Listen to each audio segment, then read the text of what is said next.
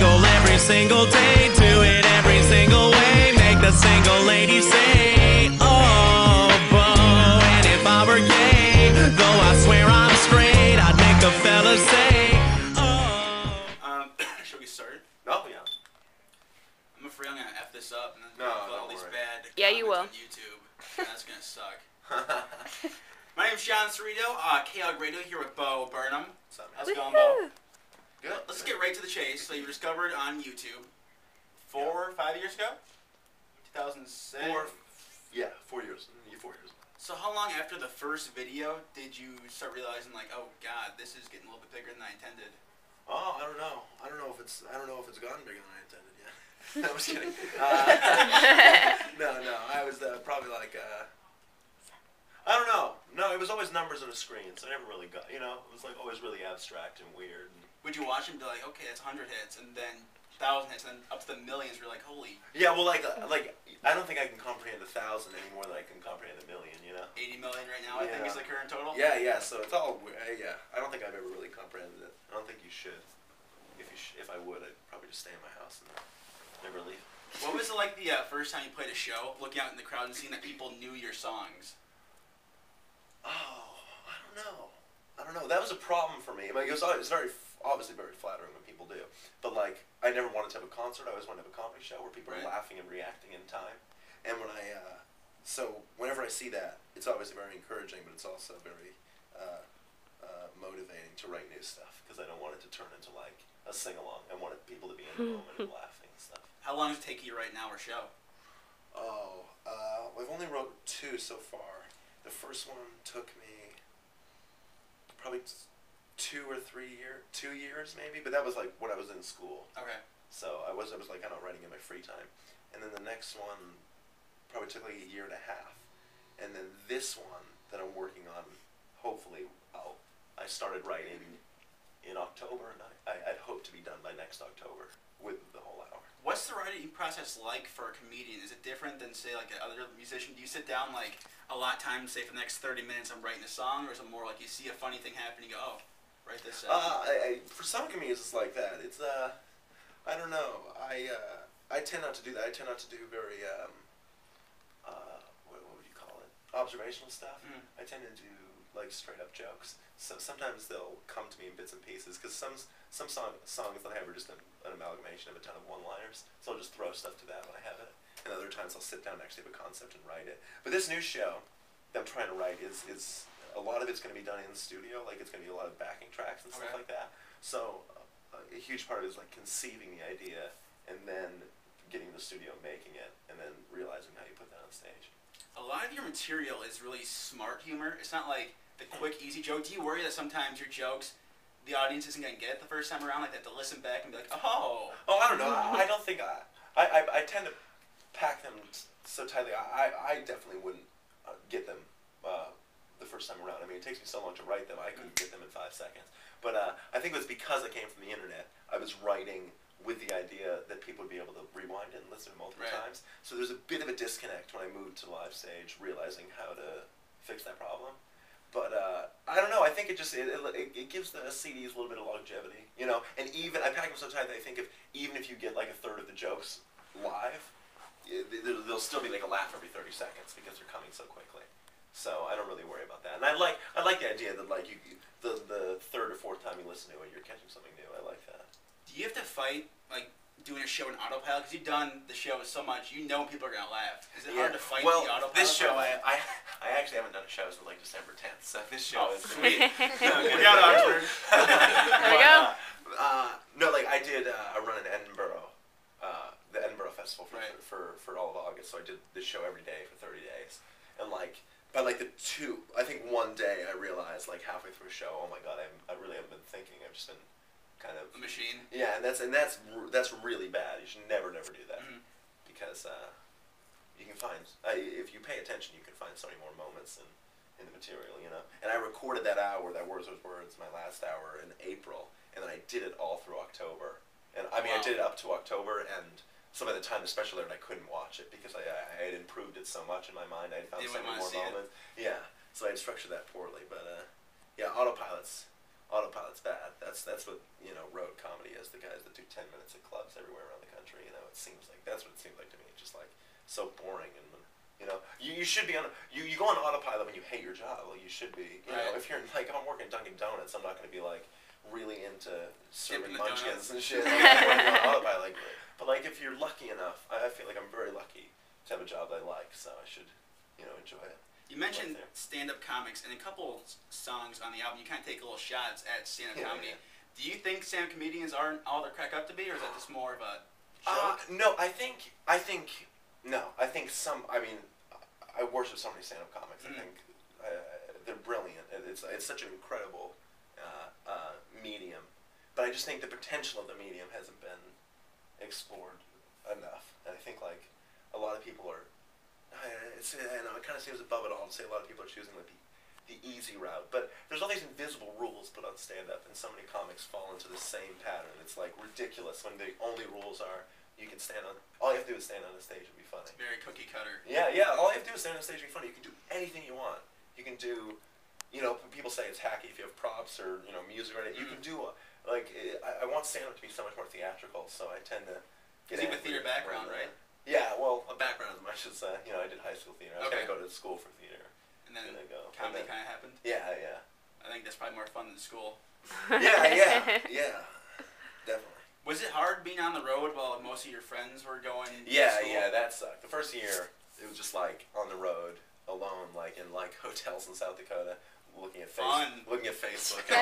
Amen. All my friends are like posting pictures of themselves like at parties and stuff, and it'd be like, "You're living the life, man." And I'm like, "Oh, I will switch with you." I swear to God. But no, teach their own. Since you've gotten big, have you had like people from kindergarten say, "Hey, Bo, remember me? We were in preschool together."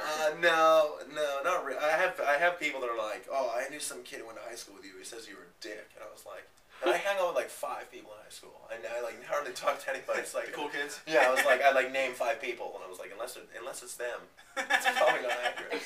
But no, it's not bad. I don't really use Facebook, and I keep to myself. So.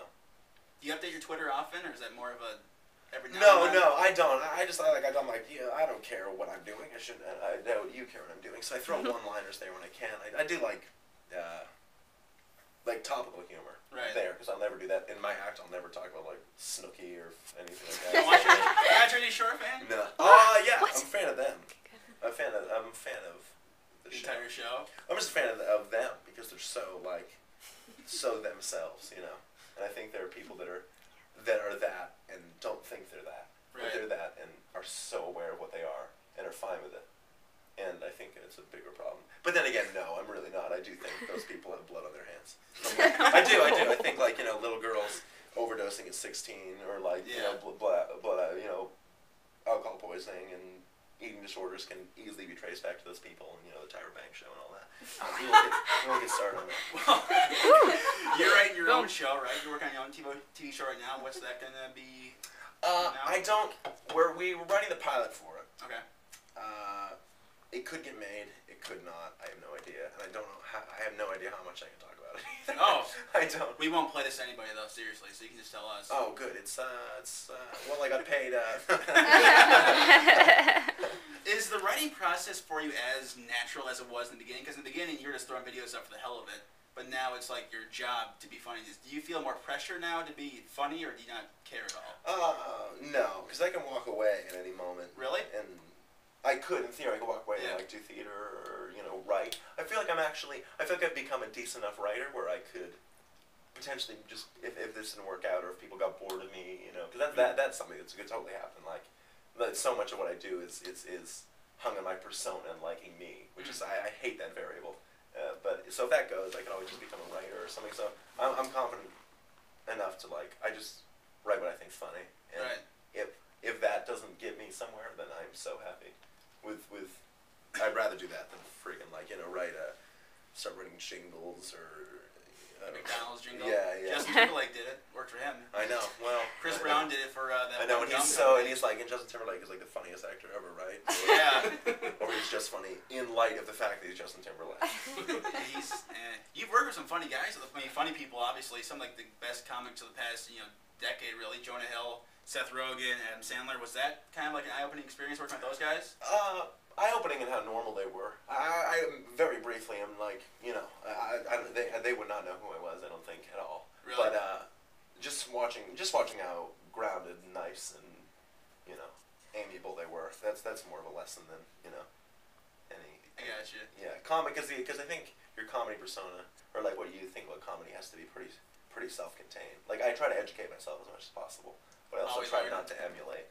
That's a bad thing. I would imagine being a comic's like the hardest profession as far as entertainment, because if you see like Kobe Bryant walking down the street, you're not gonna expect him to be dunking. If you see Brad Pitt walking down the street, you're not gonna expect him to be acting. But if you see a comedian, you're gonna be like, oh, he's gonna be funny all the time. Yeah, yeah. Do you feel like people expect you to be funny every second of every day? Not really. I mean, I never really. I still live in my hometown, and some people may know me, but it doesn't really have. I have the same friends I've had since I was young, so I don't get much of that interaction. Sometimes I guess it happens, but yeah, it's not the hardest though, because it's like I think the best part about comedy is that you're forced to be self-aware and you're forced to be self-depreciating, deprecating. So yeah, I think like people. I think for the most part, people look at comics like they don't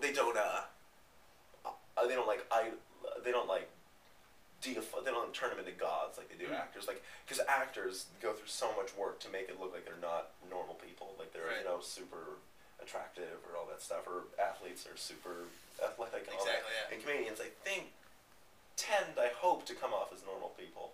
So that if people come up, and I'm at the perfect amount of popular right now that hardly anybody knows me. But if the only reason they would know me is because they liked me. You know what I mean? Because I'm not famous. Like famous people, everyone knows famous people, and maybe only 5% of the people that know them like them. Right. But for me, like 1% of the, not even like 0.01% of people know me. But those people would know. They would only like the people that saw me and didn't like me wouldn't remember me. So exactly. That's why I don't really want to pursue. I think it's funny that much. It's funny in your songs. So you like rip on celebrities, and one of the things you say, I'm an artist. People ask me how to fix Africa. Do you think like actors should shut the hell up when it comes to like those kind of issues? Yeah. Well, not in helping. Like I think I get the idea of like like everyone looks at celebrities. I don't think that's ever going to be fixed. So we're fucked. We might as well have them like usher people in the right direction, I guess. But like we should be listening to like scientists and social scientists, experts. And, yeah, we should be listening to smart, educated people. And well, the problem is just the idea. I don't even know. I don't know why people listen to celebrities about anything.